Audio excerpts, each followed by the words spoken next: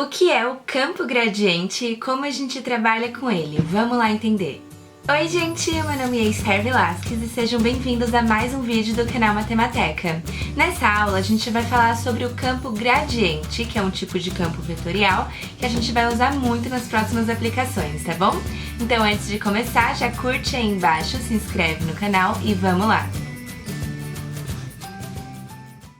Gente, então vamos lá entender o que é o campo gradiente. A gente viu que o campo vetorial vai ser uma função que associa cada ponto x, y que a gente tem a um vetor f de x, y. Então, o campo vetorial vai ser formado por vetores, um vetor para cada um dos pontos que a gente tem. Então, um campo vetorial f de x, y vai especificar um p na direção y, então na direção do eixo x, e alguma função escalar q na direção j, que é a direção do eixo y. Então, a gente pode ter, por exemplo, um campo vetorial f de x, y igual 2x na direção y, mais 2y vezes x na direção j, ou seja, para cada ponto xy, a gente tem um vetor associado a esse ponto e esse vetor é calculado de acordo com essa lei aqui. Então, se você tiver o ponto 2, 3, x igual a 2 e y igual a 3, o vetor associado a esse ponto, ou seja, o f nesse ponto 2, 3, o vetor que vai sair dali, vai ser 2 vezes 2 na direção do eixo x, mais 2 vezes 3 vezes 2, que é y vezes x, na direção do eixo y. Então, esse vetor vai ter 4 na direção x e 2 vezes 3, 6, vezes 2, 12, na direção do eixo y. Então, o vetor associado ao ponto 2, 3 é o vetor 4, 12. Então, eu vou deixar aqui na descrição o link da aula onde a gente falou bastante sobre campos vetoriais, tá bom? Então, o campo vetorial no R2 vai ter esse formato, e no R3 o que muda é que a gente acrescenta uma direção, que é a direção K. Então, agora você pode ter um ponto x, y, z, que é um ponto do espaço, e para cada ponto x, y, z da sua função, você vai ter um vetor associado a ela. E a diferença é que aqui esse vetor vai ter 3 dimensões, a dimensão x, a dimensão y e a dimensão z, que são, respectivamente, o i, o j e o k. Então, aqui você pode ter um vetorzinho assim, por exemplo, pode ser que seja para cá, para lá, ele vai ter 3 dimensões, enquanto aqui a gente tinha um vetor com 2 dimensões. E aí, para cada ponto da sua função, você tem um vetor associado, e isso te dá um campo com vários vetores, um vetor para cada um dos pontinhos da sua função. Agora que a gente lembrou o que são campos vetoriais, vamos falar sobre o campo gradiente. E para isso, a gente vai precisar lembrar o que é o vetor gradiente que a gente estudou anteriormente. Então, quando a gente tem uma função f de xy, a gente fala que o gradiente dessa função é um vetor formado pelas derivadas parciais dela. Então, se você tem uma função de duas variáveis, x e y, o gradiente dessa função vai ser um vetor onde a primeira coordenada é a derivada parcial da função em relação a x e a segunda coordenada é a derivada parcial da função em relação a y. E dependendo do ponto xy que você estiver na sua função, você vai ter diferentes vetores, porque as derivadas parciais podem ir se alterando de acordo com o ponto que você está. Então, de acordo com o ponto xy que você está, você tem um vetor que está apontando na direção da derivada parcial em relação a x, no eixo x, e a derivada parcial em relação a y no eixo y. Então, ó, esse fx é a mesma coisa que esse df dx aqui, e esse fy é o df dy. Então, por exemplo, se a gente quiser encontrar o gradiente dessa função f de xy, que é uma função de duas variáveis, como vai ficar? Para encontrar o vetor gradiente, a gente tem que encontrar as derivadas parciais, né? Então, vamos começar encontrando a derivada parcial em relação a x. Quando a gente deriva em relação a x, a gente vai tratar o y como constante. Então, ó, aqui, menos x ao quadrado, a gente deriva normal em relação a x, fica menos 2x. Menos y ao quadrado é como se a gente tivesse uma constante aqui, e a derivada de uma constante é zero. E o 9 também é uma constante, né? A derivada de uma constante é zero.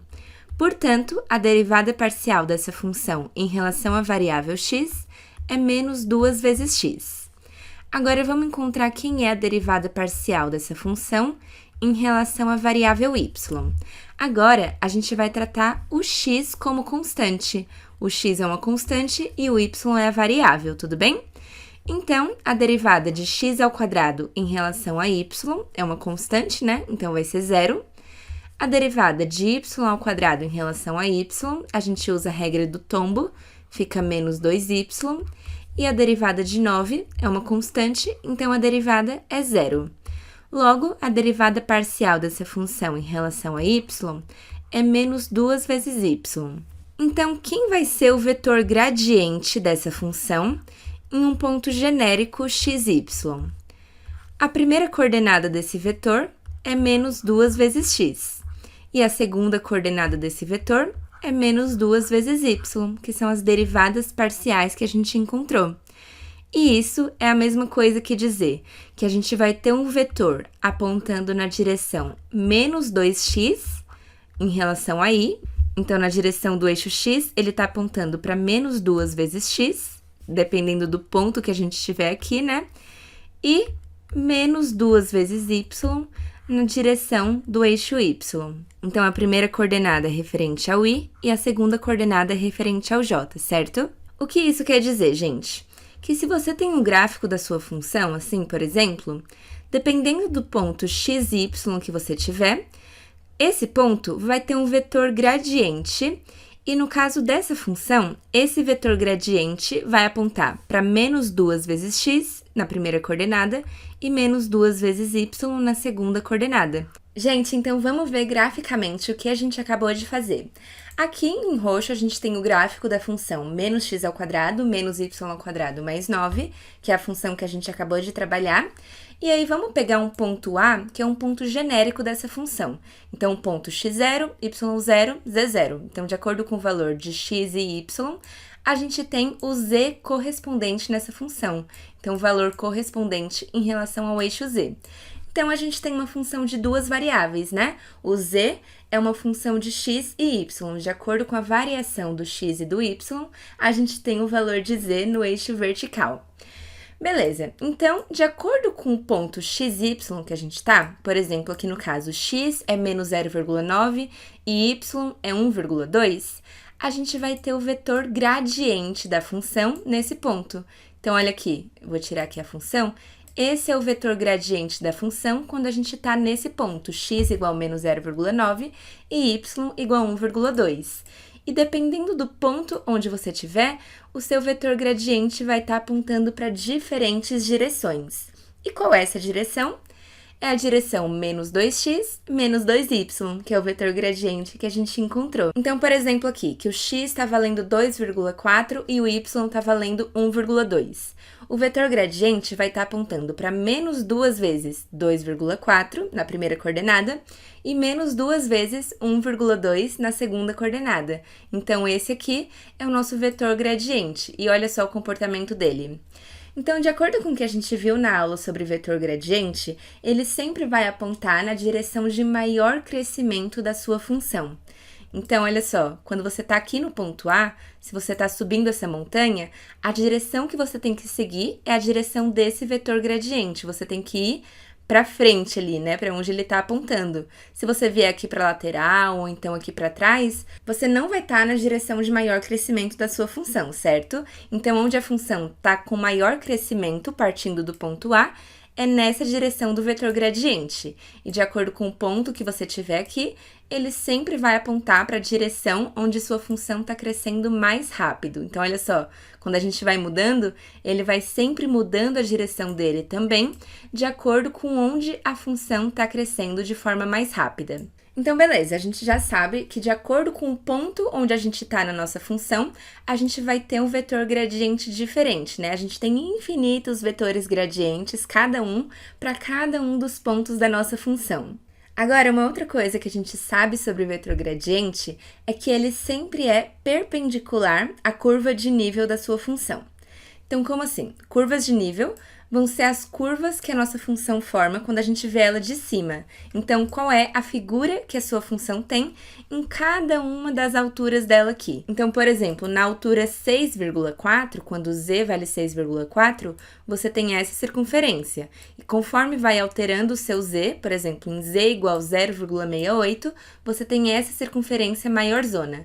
Então, ó, de acordo com a variação do z, você vai tendo diferentes circunferências que são as curvas de nível da sua função. Eu vou deixar aula sobre isso aqui na descrição também, tá bom?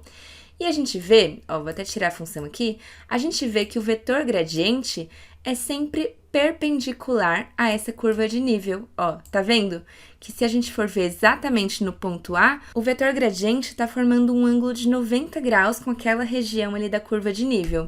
E de acordo com o lugar onde a gente estiver, esse vetor gradiente sempre vai ser perpendicular à sua curva de nível.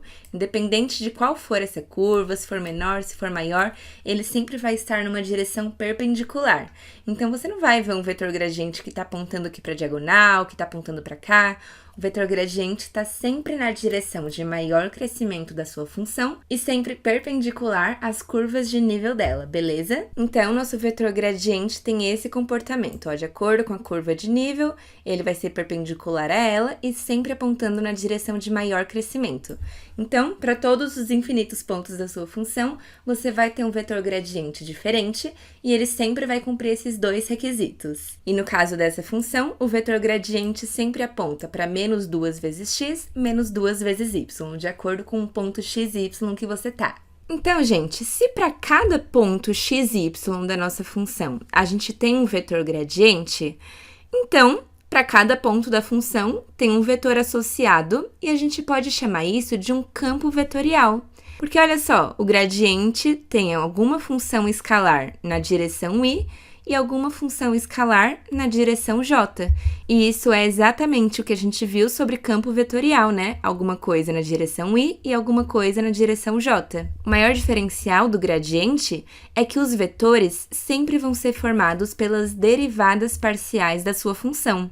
Então, a função escalar que está na direção y sempre é a derivada parcial da sua função em relação a x.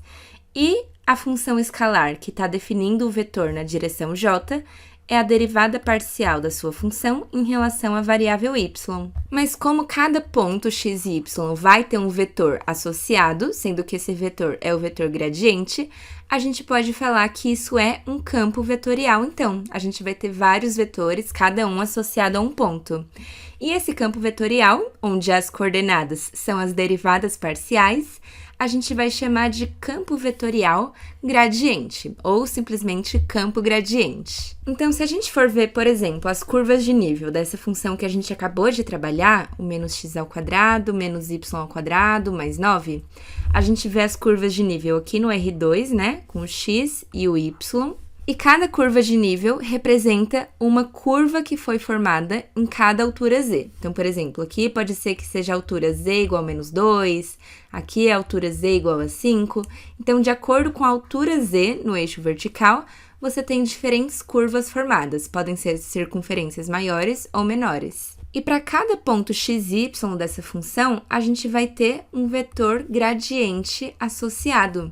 E isso vai dando para a gente um campo de vetores, né? Vários vetores sendo formados aqui, de acordo com o ponto x e y que a gente tá. Quando o vetor é maior, como a gente está falando do vetor gradiente, isso está indicando que a função está crescendo mais rápido ali. Então, ele está apontando na direção de maior crescimento, e esse crescimento é assim, muito rápido, é muito inclinado ali.